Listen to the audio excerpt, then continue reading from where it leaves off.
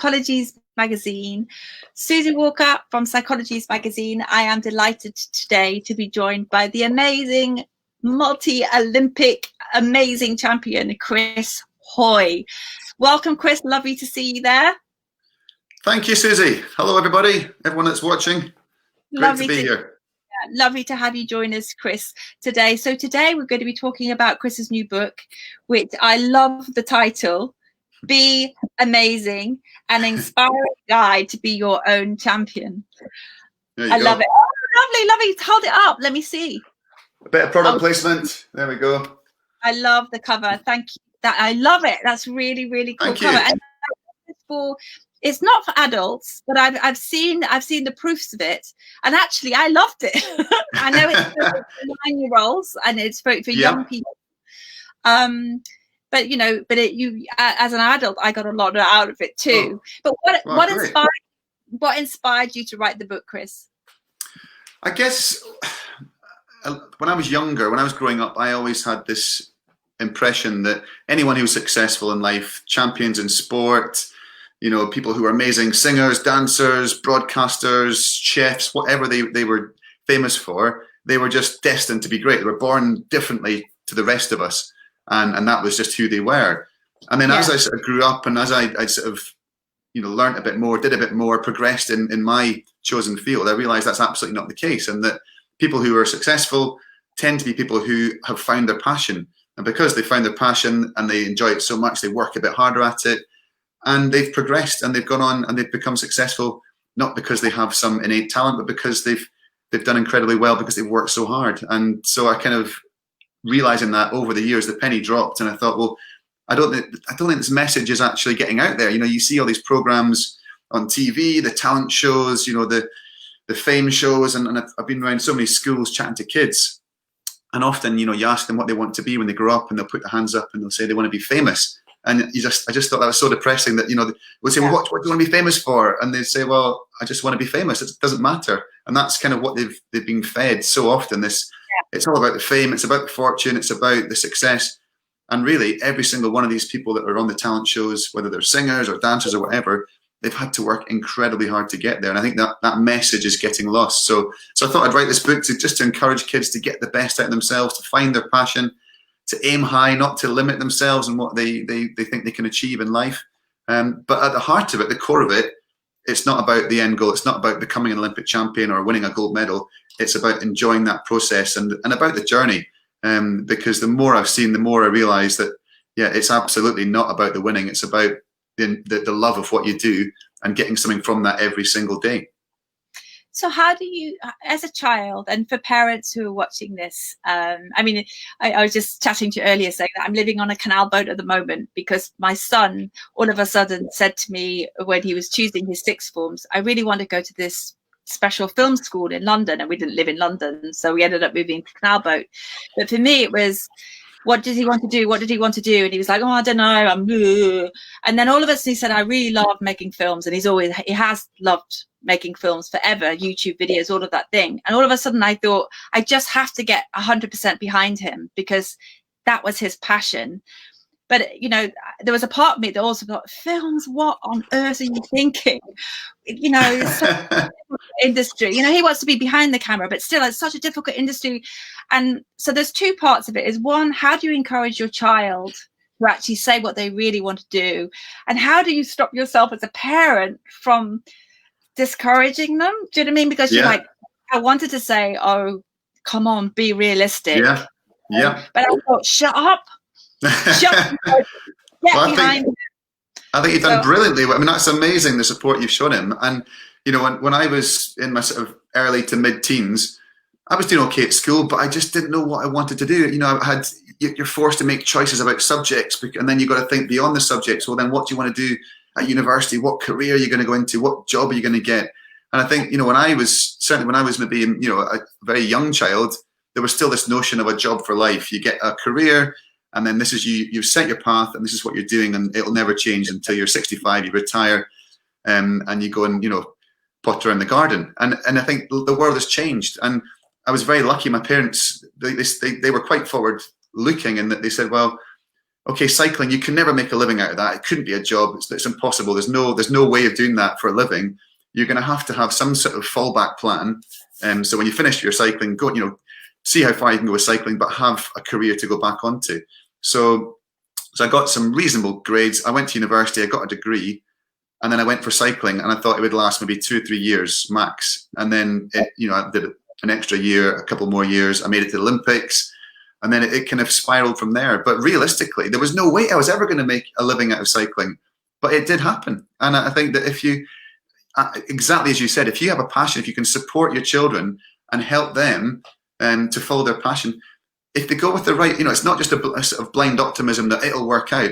I think you've got to still have a plan. You've got to be methodical about it and say, well, how can I maximize my chances of doing the best I can from this?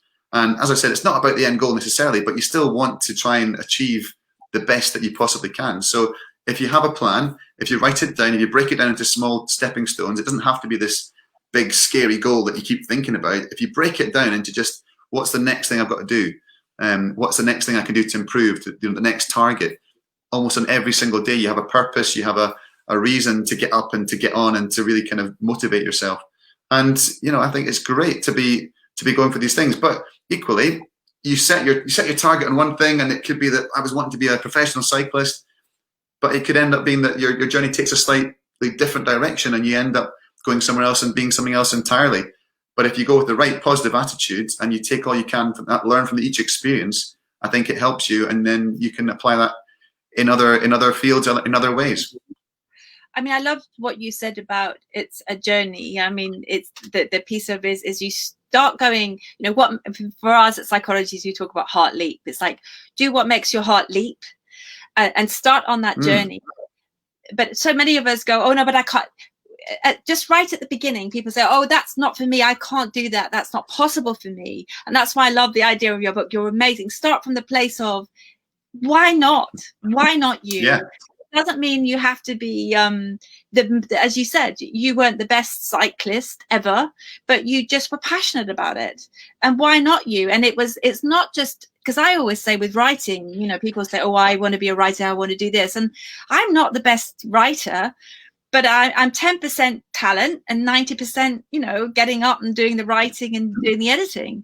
And it's the same, what I'm hearing from you, it's, you became an Olympian, you've won 6 gold medals. Amazing what you did. But what I was reading is that it's not because you thought you were the best or the best ever. It's just that you put lots of hard work in. So how do we sort of, encourage our children to kind of go with the heart leap? How do we help them uncover what it is? Because as you say, most when you start to, I don't know, and how do we get over that kind of I'm not good enough piece? Yeah, I'm not. Well, it's so easy to come up with excuses to not do something. There's 1,000,001 reasons why you shouldn't do something. All you need is that one reason why you should do it. And if that reason is because I love it, then why not go for it? And like you said there, I was a very average kid. I loved sport and I did all kinds of sport, but I wasn't the kind of kid you'd have picked out aged 5, 10, even 15 as a potential future champion. And there was absolutely no reason why I thought I could become an Olympic champion. And I didn't. I thought, well, that is my goal. That's my dream. But I just want to see how far along the line I can get towards that. And if I even just make it onto the team to represent Scotland at the Commonwealth Games, that would be unbelievable. What an achievement. That would be amazing to get to travel the world, to do what you love every day. And it might be I can do that for 2 years or 4 years. And then you have to okay, it's not worked out. You've not, you have to get a job. There are practicalities in life. Well, you've got a second backup plan behind you to go on to, but you've still given yourself a chance to realize your dream. Imagine living your life and always regretting that you'd never given it a shot. At least try and fail. Well, there's absolutely no shame in failing or not achieving what you think. But imagine wasting your opportunity and not giving it a go. So yeah, this is a book to try, and I guess to go back to your original question, I think what we can do is give kids as many experiences and as many opportunities to try as many things as possible at a young age. And then they experience all sorts of things, because you get pigeonholed so early in your life, I believe, and you get told even things like, oh, well, he's not very good at, languages or art, but he's good at science, or or you don't like that kind of food, or we don't, you like this or you like that. And it's all, the more you hear it, the more you accept it, and the more you believe that that's the case. So, I talk about in the book things like, if you try something that you wouldn't try otherwise, there could be a school play coming up. You might have never considered putting yourself forward to get involved in a school production. Standing up in front of a whole, assembly hall full of people to read something out, or to act or sing or dance or whatever, you might be terrified by that. But if you give it a go, it might be that actually, do you know what? I really enjoyed that. I'm going to try that again. And if you don't try, you'll never know. So trying things, once you've given them a proper go, then set your ridiculous goal, your huge, big, ambitious goal, and then start your journey. Because isn't that what you did? Didn't someone ask you as a child, what is it that, what was your goal? And you were the only one that wrote. What did you write? You wrote something. That's right. Yeah. Well, it was the first cycling club that I joined. So I was probably about 13 or 14. And it was just a local cycling club. It was nothing grand. And it was this junior section of the club. There's about a dozen of us in the room. And our coach was a guy called Ray Harris. He was a volunteer.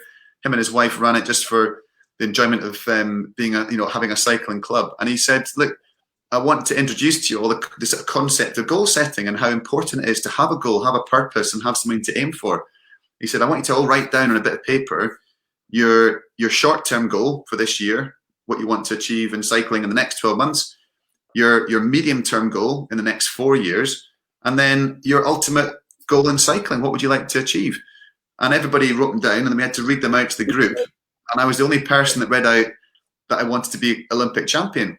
And I wasn't even the best rider in the room, let alone the best in Edinburgh or the best in Scotland or the best in Britain. So I was very average. And they were all, my mates were like, well, what makes you think you can win the Olympic Games? And the point was, I didn't believe I could, but I thought, well, if you've got the chance to dream, why not aim high? And so Ray took me seriously and said, well, that's brilliant. If that is your dream, if you don't actually write it down and have a plan, it'll always be a dream. It'll never become a goal, something that's actually attainable. If you break it down into stepping stones, have little small chunks to aim for, and you have an actual plan, then you will set yourself on that journey towards it. And again, you won't have to worry about how far off that end goal is. All you've got to think about is the next stepping stone. And if that plan is a sound plan, then it'll lead you there. Yeah. So the first thing is to have the dream, and then to have the plan is to set the goals. The piece that I wanted to kind of touch on was that you talked about failure, and and I think these days it's very much about kind of building resilience in our children and teaching them how to fail and how to fail well. What advice would you give parents around failure and helping and supporting our children to become more resilient? I think, first of all, the notion as a parent is that you're always trying to stop your kids experiencing negative emotions, and you want to protect them from things that are going wrong. But in reality, they have to learn, they have to experience disappointment and setbacks and failure, and understand what it is, because that it's not something to be scared of. And that every single person in the world goes through failure. It doesn't matter who they are, doesn't matter the most successful person in the whole world. They've experienced failure at some point in their lives, and I believe that failure is so important because you learn so much about yourself through failure, and you learn that actually failure teaches you to make some changes, to adapt, to improve. Whereas if you do nothing but win all the time, and I think there is a danger for kids in sport in particular at a young age, if they're a bit bigger and stronger or just better than their peers when they're a kid, they get used to winning all the time. And then there is inevitably a point in their teens or at some stage where they lose for the first time, and they hate that feeling. They're not used to it. So I think that winning all the time can actually be a bad thing in many ways. Having setbacks, as long as you don't take them the wrong way, as long as you don't see it as a sign that, well, I'm no good at this, I can't do it. This is proof that I'm rubbish and I'm going to give it up, and there's no point in doing it. Yeah. If you have that kind of that growth mindset to say, well, actually, do you know what? This is a good thing. I'm going to learn from this. I'm going to find ways to improve. I'm going to come back stronger. I'm going to use this experience in a positive way. Then that to me is the most important thing about about failure. And I've got a chapter in the book called Fantastic Failure, because I think failure is such an important part of your journey. Yeah, no, I absolutely agree with everything you've just said, and I think, you know, learning how to fail, as you see it, as a kind of, as you say, a growth mindset. Fantastic, absolutely brilliant. Before you go, because I know our interview time is up, but before you go, one last tip from you around how to be. You talk about being your inner champion, and you know, if we're going to teach our children how to really champion themselves every day on a daily basis, what can we do? What can we teach them to do to learn how to do that? I would say that the single most important thing is not to compare yourself to other people. I would say that it's the most demoralizing thing in the world.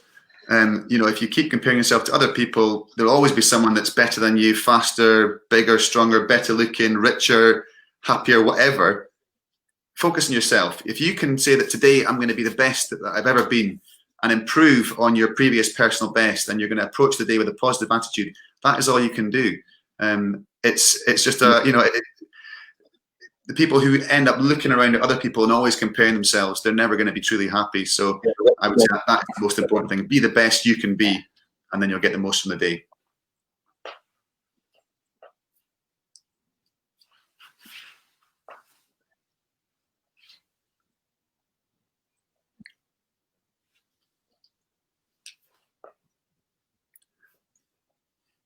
Sorry, I've lost you.